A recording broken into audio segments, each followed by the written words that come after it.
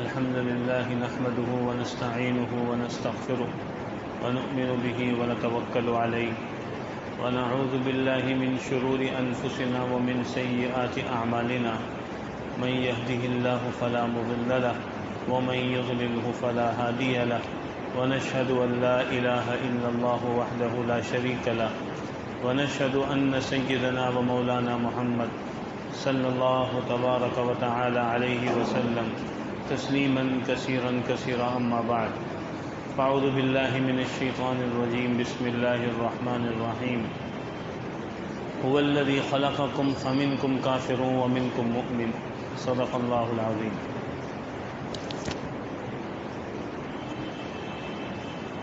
میرے محترم بھائیوں دوستوں،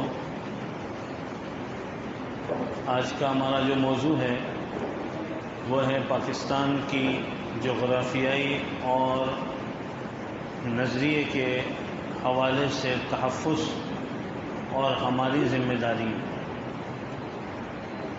گرچہ یہ موضوع بہت بڑا ہے اور ہمارے پاس وقت مختصر ہے، صرف چند نکات پر گفتگو کروں گا. اس سے قبل کہ یہ موضوع شروع ہو اتنا عرض کروں گا کہ پاکستان کی تاریخ کو پڑھنے کے لیے مستند کتب کی طرف رجوع کرنا چاہیے. آج تک آپ نے یہ سنا ہوگا کہ پاکستان بننے کا جو ذہن بنایا یا وہ خاکہ آیا وہ 1930 میں یا اس کے بعد سے آیا ہے. حالانکہ یہ سوچ کہ ایک ایسا ملک ہو ہندوستان میں جو کہ ہندوؤں سے الگ ہو اور ہندوانہ رسم و رواج سے انسان بچ کر زندگی گزارے، یہ پاکستان بننے سے 400 سال پرانی سوچ ہے. اور اس وقت انگریز بھی نہیں آئے تھے، اور غالباً ہمارے پچھلے جو ہندوستان کے حکمران گزرے ہیں اس میں شہاب الدین غوری یا کسی کا نام آتا ہے کہ انہوں نے یہ سوچ لی. اور اس کے بعد پھر ایک طویل سلسلہ ہے، پھر تحریک آزادی ہے. اور تحریک آزادی یہ 1857 کے اندر جو شروع ہوئی، اور اس کے بعد 1866 میں یعنی اس کے 9 سال کے بعد ہمارے اکابر نے کہ مسلمانوں کے اندر ان کا دین اور ایمان باقی رہے، کہ اس ماحول میں رہ کر وہ اپنے ایمان اپنے دین کو نہیں بچا سکتے، وہی سوچ جو حضور اکرم صلی اللہ علیہ وسلم لے کر آئے تھے کہ مکہ مکرمہ جو کہ نزول وحی کی جگہ ہے، آپ صلی اللہ علیہ وسلم کی پیدائش کی جگہ ہے، لیکن اتنے سارے مشرکین ہیں، یہاں پر ہم وہ محنت اس طرح کر نہیں سکتے جیسے ہمیں کرنی چاہیے، لہذا مدینہ منورہ ہجرت کروائی. تو چونکہ یہ پھر ایک الگ تاریخ کا ایک حصہ ہے کہ پیچھے مسلمانوں کی خلافتوں کو کیسے زوال آیا، اور یہ جب دارالعلوم دیوبند قائم ہوا اس وقت مسلمانوں کی خلافت، جس کو خلافت عثمانیہ کہتے ہیں، یہ کیسے اختتامی مراحل میں داخل ہوئی، یہ ایک الگ موضوع. تو بغیر خلافت کے، بغیر حکومت کے کیسے مسلمان اپنے دین اور ایمان کو بچائیں، اس کی سوچ ہمارے اکابر نے دارالعلوم دیوبند کی بنیاد رکھے گی. میں صرف اشارہ کرتا جا رہا ہوں، میں تاریخ میں نہیں جا رہا ہوں، ہر ایک عنوان، موضوع، جملہ، اس کے پیچھے پوری ایک داستان ہے. اور اس کے بعد پھر انگریزوں سے جنگ آزادی اور اس کے حوالے سے پورا ایک تاریخ کا باب شروع ہوتا ہے 1866 کے بعد سے. اور اس میں کئی اکابر الحمدللہ وہ کھڑے ہوئے، اور 1920 میں حضرت شیخ الہند مولانا محمود الحسن دیوبندی رحمہ اللہ کا انتقال ہوا، جو کہ دارالعلوم دیوبند کے پہلے طالب علم تھے. لیکن حضرت شیخ الہند نے وہ سوچ اپنے طلباء میں منتقل کر دی تھی. طلباء ان کے بہت سارے ہیں، سب کا نام نہ لے سکتے ہیں اور نہ یہاں پر ان سب کا ذکر کرنا مقصود ہے، تین ان کے ایسے بڑے شاگرد، ان کا میں ذکر کروں گا کہ انہوں نے ملک کے ایک ایسا خطہ ہو جہاں پر مسلمان کھل کر دین کا کام کر سکیں اور مسلمانوں کو تحفظ ملے، اس حوالے سے مختلف افکار اور آراء ہمارے سامنے ہوں گی، لیکن تین نام بڑے نمایاں ہیں۔ ایک نام ہے حضرت حکیم الامت مولانا محمد اشرف علی تھانوی رحمۃ اللہ علیہ، اور کمال کی بات یہ ہے کہ 1928 میں ایک الگ مسلم ریاست بننے کا تصور، جس کو ہم کہتے ہیں خواب دیکھنا، وہ حضرت تھانوی نے پیش کیا سب سے پہلے 1928 میں۔ 1929 میں چودھری رحمت علی رحمہ اللہ نے اسی بات کی طرف نشاندہی کی جو حضرت تھانوی نے فرمائی، اور 1930 میں جا کے شاعر مشرق حکیم الامت علامہ ڈاکٹر محمد اقبال رحمۃ اللہ علیہ نے پھر اس تصور کو پیش کیا۔ تو ہم پیچھے کے دو نام نہیں جانتے، ہم آخر کا نام جانتے، حالانکہ حضرت تھانوی رحمۃ اللہ علیہ کی سوچ کی۔ دوسری طرف ایک دوسرے شاگرد تھے جن کا نام تھا شیخ الاسلام حضرت مولانا سید حسین احمد مدنی رحمہ اللہ، انہوں نے بھی اس حوالے سے فکر کی۔ اور تیسرا نام تھا مجدد تبلیغ حضرت مولانا محمد الیاس صاحب کاندیلوی رحمۃ اللہ علیہ۔ یہ تین حضرات تھے۔ اب پاکستان جو بنا اور اس کے تحفظ کے لیے جو ان حضرات نے فکر کی وہ کیا تھی؟ جب دیکھا کہ غیر اتنا ہندوستان کی زمین پر قابض ہو چکا ہے کہ وہ کسی طرح نکلنے کو تیار نہیں ہے، تو کم سے کم اتنا مطالبہ کہ مسلمان ایک الگ قوم ہے اور ہندو ایک الگ قوم ہے، اور یہ قرآنی آیت سے سمجھ میں آتا ہے، هو الذی خلقکم فمنکم کافر ومنکم مؤمن۔ اللہ نے دو ہی ملتیں بنائی، انسانیت میں دو ہی طبقے ہیں، یا مومن ہے یا کافر،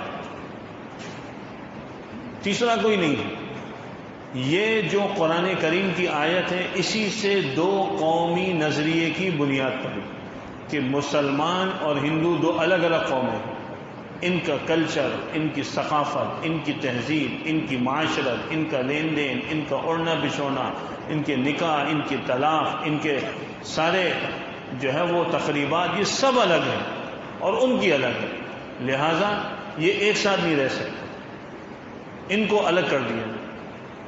تو حضرت تھانوی رحمۃ اللہ علیہ کی فکر اور سوچ یہ تھی کہ مسلمان اگر پورے ہندوستان کو وہ اپنے حکومت نہیں لا سکتے تو کم سے کم ایک خطہ ایسا ضرور مل جائے جہاں پر مسلمان آزادی کے ساتھ جی سکیں۔ دوسری طرف حضرت مولانا سید حسین احمد مدنی رحمۃ اللہ علیہ کا جو سوچنا تھا اور فکر تھی وہ بھی سمجھنے کے قابل ہے، جس کو غلط بیان کیا جائے۔ یہ کہا جاتا ہے کہ حضرت مدنی رحمۃ اللہ علیہ پاکستان بننے کے مخالف تھے، یہ بہت غلط بات ہے، یہ بات نہیں ہے۔ حضرت فرماتے تھے کہ ہم اس ہندوستان کے اصلاً حقیقتاً وارث ہیں، پورے ہندوستان کے، تو ہم کیوں تھوڑے خطے کو لے کر ہم جو ہے نا پاکستان بنا؟ ہم کہتے ہیں پورا ہندوستان پاکستان بننا چاہیے، آسان الفاظ میں نکل پڑے، اور صرف یہ ہندوستان پاکستان نہ بنے، پوری دنیا کے اندر جہاں جہاں بھی مسلمان آباد ہیں ان کی ایک حکومت ہونی چاہیے۔ گویا یہ اسی خلافت کی طرف اشارہ تھا جو خلافت عثمانیہ 1923 اور 24 میں جا کے ختم ہوئی، اس طرف اشارہ تھا۔ اب اس زمانے کے اندر چونکہ ظاہری طور پر جو دوسری محنتیں ہو رہی تھیں تو بعض اوقات محنتیں ظاہر میں ایک جیسی دکھ رہی ہوتی ہیں، اس کی وجہ سے کوئی سمجھا کہ حضرت تھانوی جس پاکستان بننے کے حامی حضرت مدنی اس کے مخالف ہے، ایسا نہیں ہے۔ حضرت مدنی فرماتے تھے کہ پورے ہندوستان کو پاکستان بنایا جائے، نہ یہ کہ خطہ لے کر ہو جائے تو باقیوں کا کیا حال ہوگا۔ اسی لیے جب پاکستان بن گیا تو حضرت مدنی رحمۃ اللہ علیہ نے یہ بات فرمائی کہ اختلاف مسجد بننے سے پہلے ہوتا ہے کہ یہاں مسجد بنائے یا نہ بنائے، لیکن جب مسجد کی بنیاد پڑ جاتی ہے تو پھر اختلاف نہیں ہوتا۔ یہ اختلاف ہے نا کہ چھوٹی بنائے کہ بڑی بنائے، اب بن گئی مسجد باقی نہیں ہوئی ہے تو بس یہ بن گئی، اب یہی مسجد ہے، تو فرمایا پاکستان کی مثال بھی مسجد کی طرح ہے، یہ بنیاد پڑ گئی ہے، اب جو اس میں اختلاف نہیں کرنا۔ حضرت مولانا محمد الیاس صاحب کاندھلوی رحمۃ اللہ علیہ، ان کی جو فکر اور سوچ تھی وہ یہ تھی کہ حضور اکرم صلی اللہ علیہ وسلم نے اس امت کو ایک کلمے کی پوری زنجیر میں، چین میں، سونے کی ایک چین میں جو ہے نا پرو دیا۔ پوری دنیا کا کوئی بھی مسلمان کہیں پر بھی جو کلمہ پڑھ رہا ہے وہ حضور کا امتی ہے۔ لہذا ہمیں اس ملک میں رہیں کہ اس ملک میں رہیں، ہم کہتے ہیں یہ سارے ہمارے جہاں جہاں کلمہ پڑھنے والا ہے وہ سب کو ہم اپنے ساتھ لینے کی فکر کریں۔ تو یہ جو ہے وہ اس وقت کی ایک سوچ تھی۔ خیر اللہ تعالیٰ کو جو منظور تھا وہ ہوا اور ہمارے حق میں بہتر ہوا۔ آج ہم پاکستان میں ہیں اور ہمیں اللہ کا شکر ادا کرنا چاہیے۔ یہاں میں ایک اور بات عرض کروں گا کہ ہم دنیا کے اور ممالک کی کچھ خوبیاں دیکھ کر اپنے ملک کی برائیاں کرنا شروع کر دیں، اور صرف برائی نہیں، ناشکری کرتے ہیں۔ قسم کھا کے کہا جا سکتا ہے کہ اس وقت پاکستان پر جتنے بھی حالات ہیں، جس حوالے سے، جس شعبے میں، اس کی وجہ میں اور آپ ہیں، کیونکہ ہم اپنے ملک کی سب سے زیادہ ناشکری کرتے ہیں۔ ہم کیا کہتے ہیں؟ ہمیں اس نے دیا کیا، ہمارے پاس ہے کیا؟ میں آپ کو عجیب ایک بات بتاؤں، بھی پچھلے سال میں سفر پہ نکلا تھا 7 مہینے کے لیے، تو ہماری تشکیل ہوئی، یہ علاقہ ہے پاکستان کا شکر گڑھ، پہلے سیالکوٹ کی یہ جو نا تحصیل ہوا کرتی تھی، اب نارووال کی ہے، جہاں سے پاکستان کا اسٹینڈرڈ ٹائم شروع ہوتا ہے نا، وہاں کو معیار بنایا، وہاں کے طول بلد اور عرض بلد کو۔ تو بلکہ وہاں ہمارے موبائل کا ٹائم بھی بدل گیا تھا، انڈیا کا ٹائم آ گیا تھا، چونکہ بالکل بارڈرز کے قریب وہاں تشکیل ہوئی تھی، موبائل بھی بہت کم چلتا تھا۔ تو وہاں پر ہماری ملاقات ہوئی مختلف علاقے میں، وہاں پہ لوگوں کے پاس زمینیں تھیں، تو ایسے لوگ ملے جن کے پاس بہت بڑی زمین تھی، سمجھے کہ کئی ایکڑ زمین، اور اس زمانے میں جب وہ 2 میاں بیوی تھے یا بہت تھوڑے سے لوگ تھے، ان کے پاس زمین تھی، کھیتی باڑی ہوتی تھی، گزارا ہو جاتا تھا۔ اب پھر اولاد ہوتی گئی، تو اب ایسے لوگ ملے جن کی کئی اولادیں ہوئیں، اور پھر جب اولاد ہوتی ہے تو زمین تقسیم ہوتی چلے گئی۔ تو صاف سی بات ہے، تقسیم ہوئی تو صرف جو ہے نا وہ یہ نہیں کہ زمین سے فصل لگنا کم ہوئی، چونکہ گھر بنیں گے تو فصل کہاں سے لگے گی، گھر بننے شروع ہو گئے، زمینیں چھوٹی ہو گئیں۔ تو ہم نے پوچھا کہ آپ لوگوں کے پاس آج آپ کی جو فصلیں اگتی ہیں یہ آج زیادہ ہیں یا پہلے جو اگتی تھی وہ زیادہ ہیں؟ تو عقل کیا کہتی ہے؟ زمین زیادہ تو فصل زیادہ، زمین کم تو فصل کم، صاف سی بات ہے۔ انہوں نے بولا کہ پہلے جتنے ہم تھے، ہمارا خاندان تھا، ہم 2 میاں بیوی تھے، ہم 2 کی ضرورت اس زمین سے پوری ہو جاتی تھی، زیادہ نہیں ہوتی تھی۔ آج ہمارے خاندان کنبہ بڑھ گیا، زمین چھوٹی ہو گئی، لیکن آج ہر ایک کی الگ ضرورت اللہ پوری کر رہا۔ ہم میں سے کون آدمی ایسا ہے جو یہ کہے کہ میں اپنے کاروبار میں، اپنے ملازمت میں لگا ہوں اور میں جو ہے نا پیچھے آ رہا ہوں؟ ٹھیک ہے، وہ ترقی جو ہم سوچتے ہیں وہ نہیں ہے، اس کی بھی کوئی وجوہات ہیں، لیکن سب سے بڑی وجہ ہماری ناشکری، اور اس کی سب سے بڑی وجہ دین سے دوری ہے۔ ہم نے پاکستان کی کسی بھی مجلس میں یہاں رکھا کیا ہے، یہاں پر ہے کیا، اور چھوٹتے ہی جتنی برائی ہم کر سکتے ہیں کریں۔ اور پھر آج کل تو آپ خود بھی جو ہے نا سوشل میڈیا پہ سروے کروانا چاہیں تو کروا سکتے ہیں، کوئی مشکل نہیں ہے، اور کہتے ہیں ہم نے سروے کروایا، اور پھر کہتے ہیں پاکستان اس معاملے میں اس جو ہے وہ دنیا کے اتنے ممالک، 250 کے لگ بھگ ممالک کا نام آتا، ان میں اس نمبر پر آتا ہے پاکستان۔ میرا آپ سے سوال ہے کہ مساجد کے اعتبار سے پاکستان کا نمبر کیا ہے؟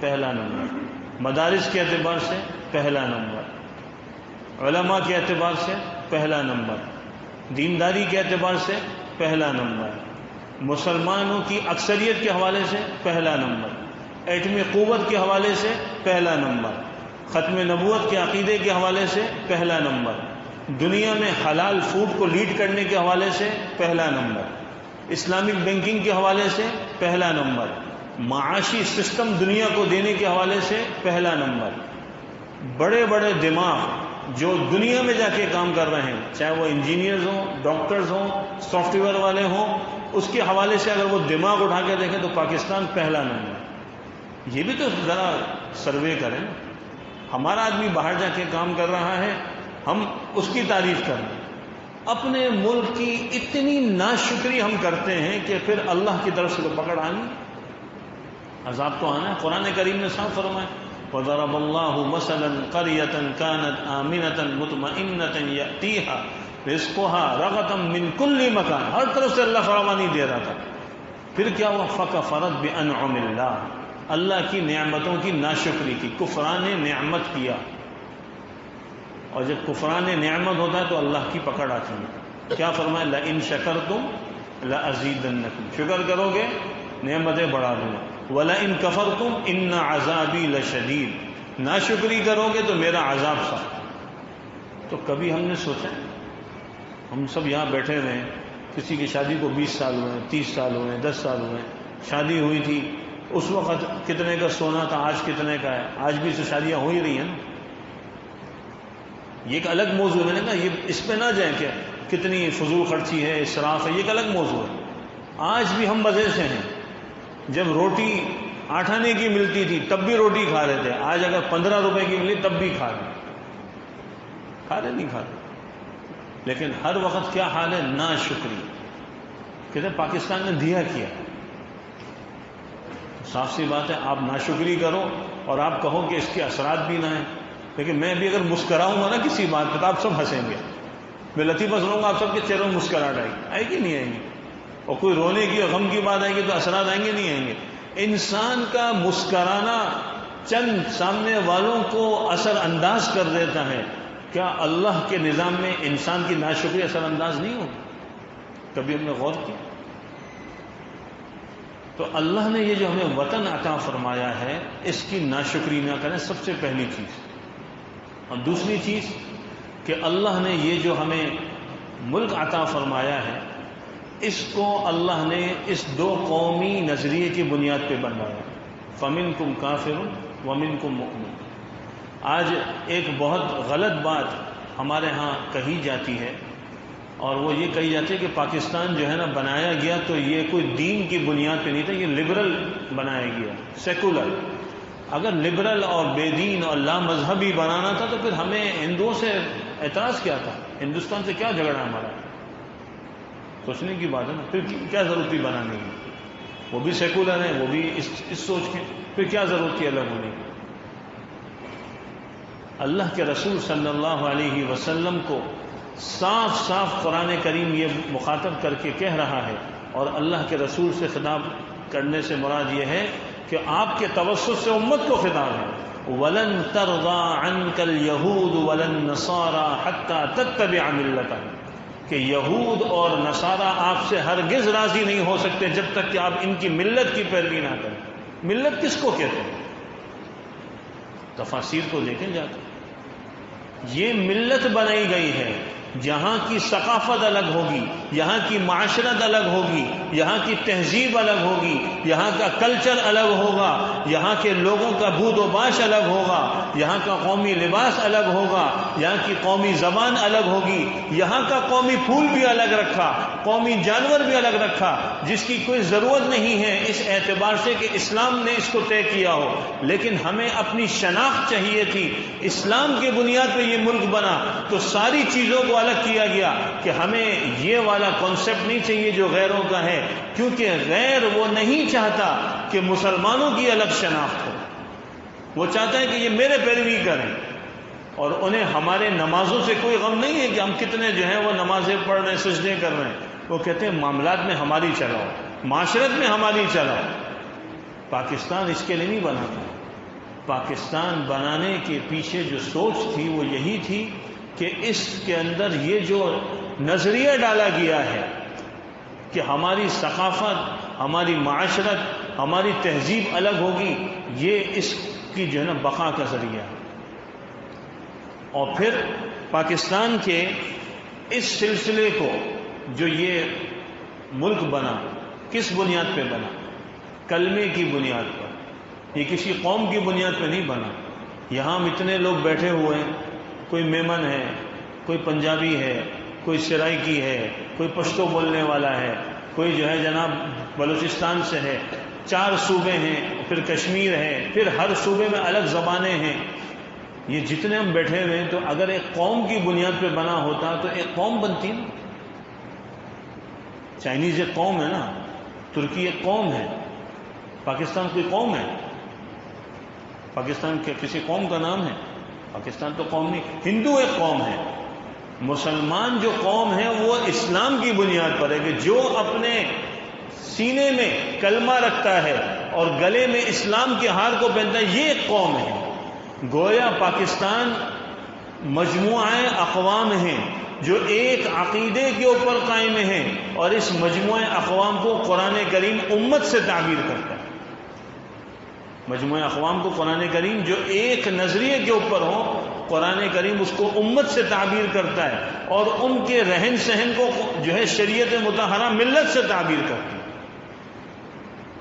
اور ہم نے کیا سمجھا کہ نہیں پاکستان تو جو ہے، کوئی کہتا ہے کہ ہم لوگ فلانی قوم ہیں، اس قوم کی بنیاد پہ بنا ہے، کوئی کہتا ہے کہ فلانی بنیاد پہ بنا ہے. پاکستان صرف جو بنا وہ اسلام کی بنیاد پہ بنا، اور اسی بنیاد کی وجہ سے پاکستان کو اس بات کا ہمیشہ احساس رہا، ایسے اس ملک کے خیرخواہ شروع دن سے رہے اور آج تک رہے، کہ چونکہ یہ مسلمان ملک ہے، یہ لیڈر ملک ہے، ہم نے اپنے ملک کو طاقتور بنانا ہے، لہذا پاکستان کو ایٹمی قوت بھی دی گئی. اس کے پیچھے محنتیں ہوئی. آپ سے اگر میں خلاصے کے طور پر ایک بات عرض کروں تو شاید آپ حیران ہوں گے.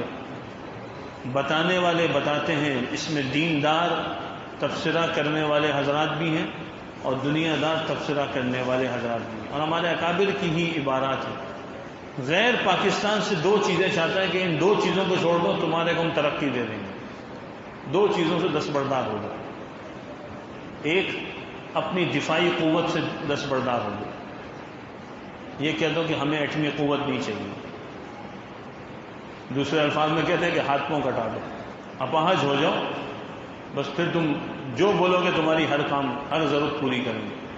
دوسرا وہ یہ چاہتا ہے کہ ہم عقیدہ ختم نبوت سے دستبردار ہو جائیں. اس عقیدے کو مسلمانوں نے جو شریعت کا مسئلہ تھا اس کو قانون سے نکال دیا.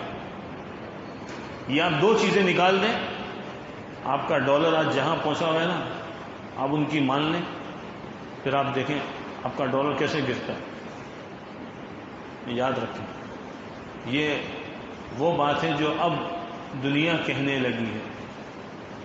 یہ جتنے ہم مسائل دیکھ رہے ہوتے ہیں نا، یہ سارے مسائل سامنے جو ہے نا الجھانے کے لیے. اس کی مثال یہ جو ہمارے بعض کاروباری حضرات ہیں نا، میں کسی جو ہے وہ قوم کا نام نہیں لیتا، بعض قوموں میں یہ مزاج زیادہ ہوتا ہے، ٹھیک ہے نا، ناراض وراض نہ ہو جائے، ٹھیک ہے نا. بعض کاروباریوں کا مزاج ہوتا ہے، کوئی آدمی دکان پہ کام کر رہا ہو نا، اور اس کے کام سے وہ خوش نہیں ہے، لیکن اس کی ضرورت بھی ہے کہ بہرحال وہ کچھ تو کر رہا ہے نا، ایسا تو نہیں ہے. اب کہتے ہیں اس کو الجھا کے کیسے رکھیں، تو وہ آتا کہتا ہے بھائی یہ جپٹی لگا، صاف کر اس کو. اب وہ منہ ہاتھ دھو کے بیٹھا ہے، منہ صاف کر کے، وہ پھر مٹی آ گئی.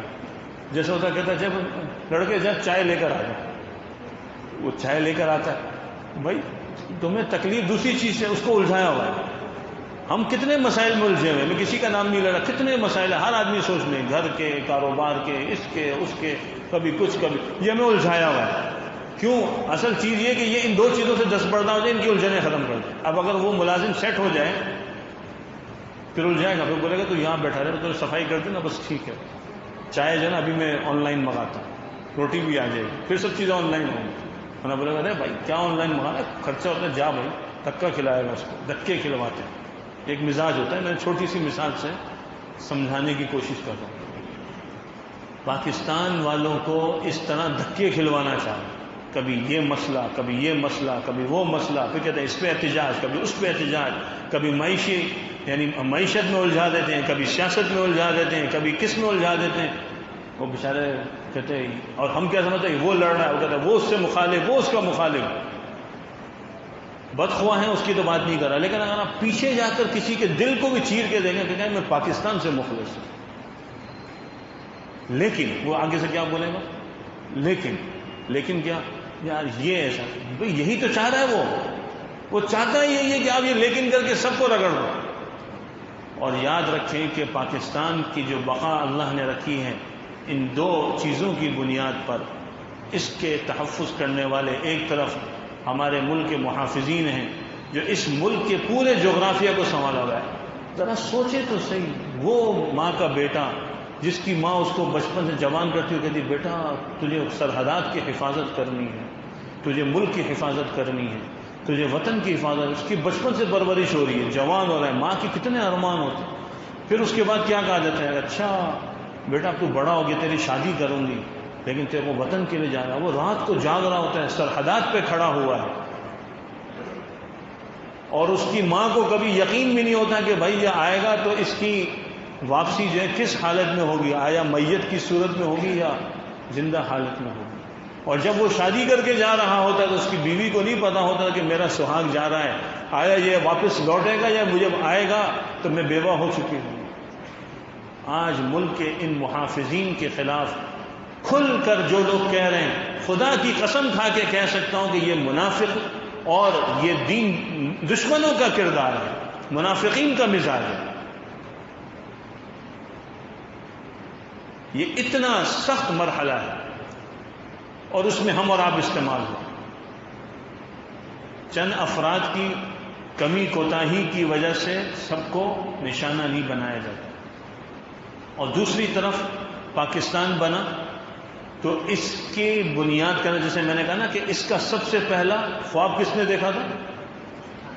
ہاں بھائی، حضرت مولانا اشرف علی تھانوی رحمۃ اللہ علیہ، سب سے پہلے انہوں نے خواب دیکھا تھا.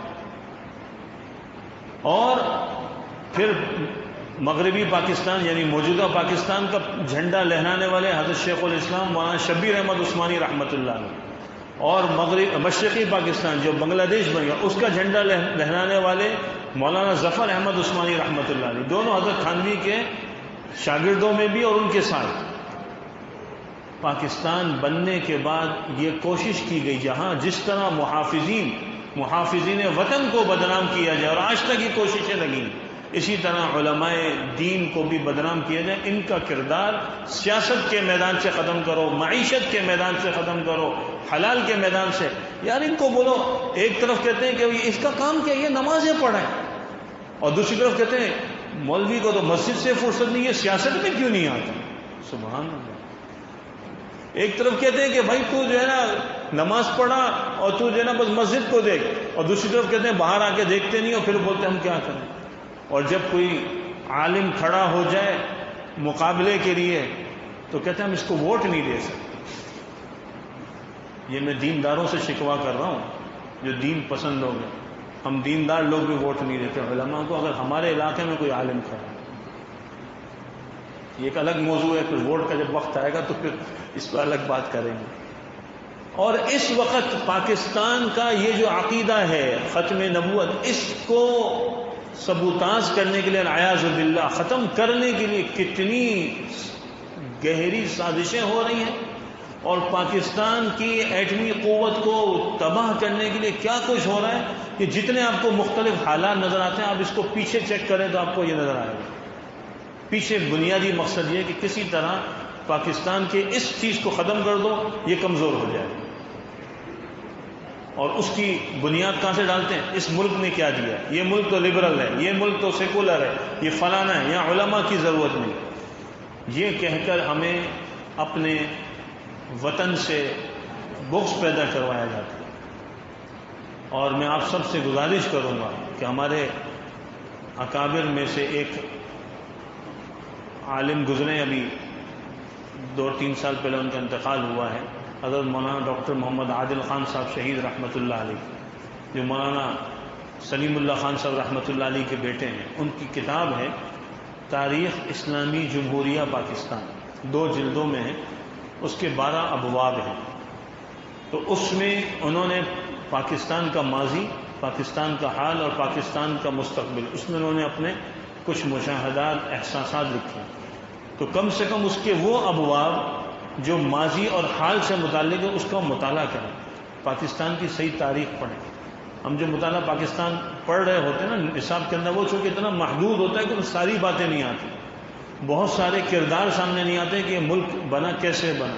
اس میں حوالوں کے ساتھ حضرت نے اس چیز کو مرتب کیا اور لکھا ہے، ہر آدمی کو پڑھنی چاہیے تاکہ پتہ چلے کہ یہ ملک بنا کیسے، اور ہم اپنے اس ملک کی حفاظت کے لیے کیا کچھ کر سکتے ہیں، ہمیں اس کے لیے خود کوشش کرنی چاہیے۔ میں یہ نہیں کہہ رہا کہ ہم کسی جو ہے وہ جنتی ماحول میں ہیں، لیکن یہ ضرور کہہ رہا ہوں کہ ہم دنیا کے اندر جو اس وقت جہنمی ماحول بنا ہوا ہے اس میں بھی نہیں ہے، الحمدللہ۔ یہ بھی یاد رکھیں۔ آپ کو یہاں بیٹھے ہوئے یہاں نماز پڑھ لیں، پڑوس میں مسجد ہے وہاں پڑھ لیں، ادھر چلے جائیں، حلال کھانا آپ کو کہیں کھانا آپ وہ دیکھ لیں۔ ہمارے ملک میں آج بھی جبکہ ڈالر 350 سے اوپر جا چکا ہے، 100 روپے کا کھانا ایک بندے کو مل جائے، ملتا ہے نہیں ملتا؟ آج بھی 100 روپے کا کھانا کھا لیتا ہے۔ آدمی کو جو ہے کپڑے پہننے ہوں آج بھی 1000 روپے کا سوٹ مل جاتا ہے اس کو، آج بھی ہمارے ملک میں، ایسا نہیں کہ نہیں ملتا۔ آپ جا کے دیکھا تو صحیح۔ مجھے ایسی بات یاد آئی کہ میرا سفر ہوا چائنا گارمنٹس کی خریداری کے لیے، تو ہول سیل میں جب لینے گئے تو وہ ٹی شرٹ جو چائنیز کرنسی میں ہول سیل میں 14-15 RMB کی تھی، ان کی جو کرنسی RMB یا ین کہلاتا ہے، وہ جب ریٹیل میں پوچھی تو 50 RMB کی تھی۔ آپ حساب لگا لیں، اس زمانے میں RMB کا ریٹ تھا کوئی میرے خیال میں 20 یا 24 کے لگ بھگ تھا، تو 50 RMB، ذرا حساب تو لگائیں، 14 ضرب 20 کریں اور 50 ضرب 20 کریں، کہ ہمارے ہاں اتنا نفع ہے ریٹیلوں میں؟ جی مفتی صاحب کہتے نفع ہے اتنا مارکیٹوں میں ہے؟ آپ کھانا جا کے دیکھ لیں۔ ابھی کچھ دن پہلے میرے بھائی عمرے سے واپس آئے، کہنے لگے، اور پھر ان کا سفر تھا دبئی کا، وہ عجیب بات کہنے لگے وہاں دبئی میں ایک ٹیکسی والا ملا، کہنے لگا آج بھی ہماری تنخواہ 2000 درہم ہے، آج بھی۔ بولا اتنی مہنگائی ہو گئی کہ پہلے ہم کھانا ایک وقت کا 1 درہم میں کھا لیا کرتے تھے، یا 2 درہم بہت زیادہ۔ بولا آج ایک وقت کا کھانا میں 8 درہم میں کھانا پڑتا ہے، 8 درہم میں، اور آمدنی کتنی؟ وہی 2000 درہم دبئی میں۔ جو عمرے پہ جانے آپ ان سے پوچھ لیں کیا حال ہے۔ میرے کہنے کا مقصد یہ ہے کہ ہم اپنے ملک کو کمتر نہ سمجھیں، اس کا تحفظ ہمارے ذمہ ہے، اور یاد رکھیں اللہ نہ کرے اللہ نہ کرے اللہ نہ کرے میرے منہ میں خاک کہ اگر اس ملک کو کوئی نقصان آیا، اس کی سب سے بڑی وجہ ہم لوگ ہوں گے۔ کیوں؟ کیونکہ ہم نے اس نعمت کی ناشکری کی، ہم نے اپنے ملک کی وہ قدر نہیں کی جو کرنی چاہیے۔ ہر وقت ہم اس کو لپیٹنے میں لگے ہیں، ہر مجلس میں، ہر تحریر میں۔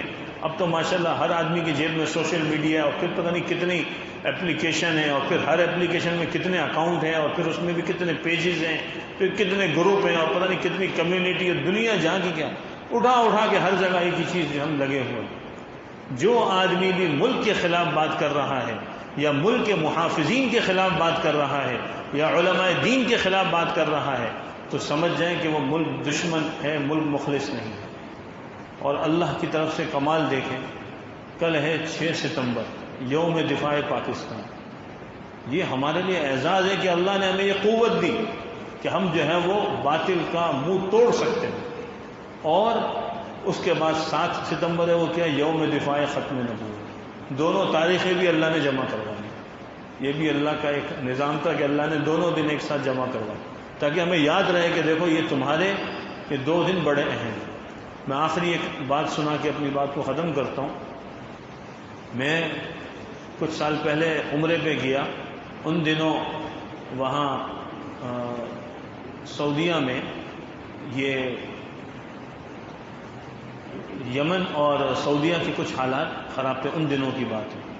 تو وہاں پر مجھے ایک میجر ملے، جن سے میں نے وہاں کے حالات پوچھے کہ آپ یہاں کیسے آئے، پاکستان کیسے، میں نے کہا آپ یہاں کیسے آئے، تو کہنے لگے کہ ہمیں جو ہے یہاں پر ایک خاص پروجیکٹ کے لیے بھیجا گیا، اور وہ یہ ہے کہ سعودی جو فوج کے جو لوگ ہیں ان کو مستعد کرنا کہ وہ سامنے کس سے مقابلہ کر سکیں، ٹریننگ دینا۔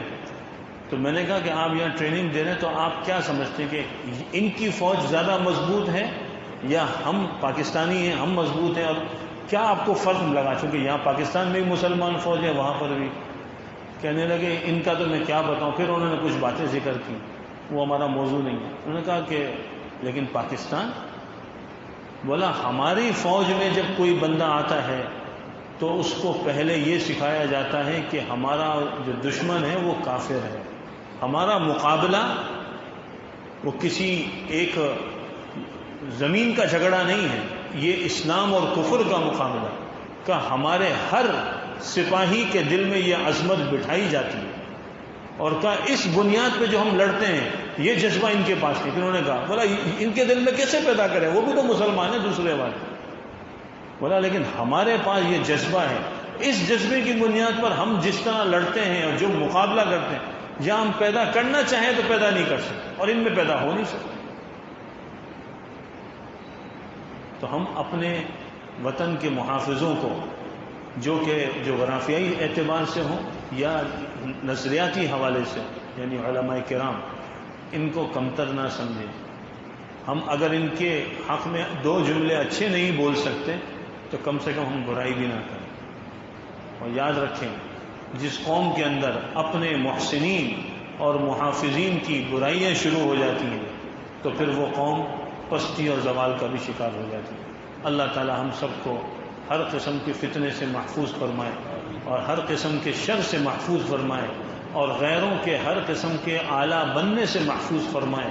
حضرت جی مولانا محمد یوسف صاحب کاندھلوی رحمۃ اللہ علیہ نے ایک موقع پر، مجھے حضرت کی بات اس دعا پہ یاد آئی، فرمایا جبکہ پاکستان اور یعنی بنگلہ دیش ایک ہی تھا، حضرت کا انتقال 1965 میں ہوا، اور ملک میں یہ جو دو ملک ہوا وہ تو 71 میں جا کے ہوا، تو 1965 سے پہلے کی بات ہے، حضرت جو ہے وہ بنگلہ دیش کے ایئرپورٹ پر جہاز سے سیڑھیاں اتر رہے تھے، اور وہاں پر اترتے ہوئے انہوں نے ایک بڑی عجیب بات فرمائی، فرمایا کہ غیر تم میں 100 واسطوں کے ذریعے کام کرتا ہے، کہ آدمی کو پتہ بھی نہیں چلتا اور آدمی غیروں کا اعلی کار بن جاتا ہے، کہ 100 واسطوں کے ذریعے۔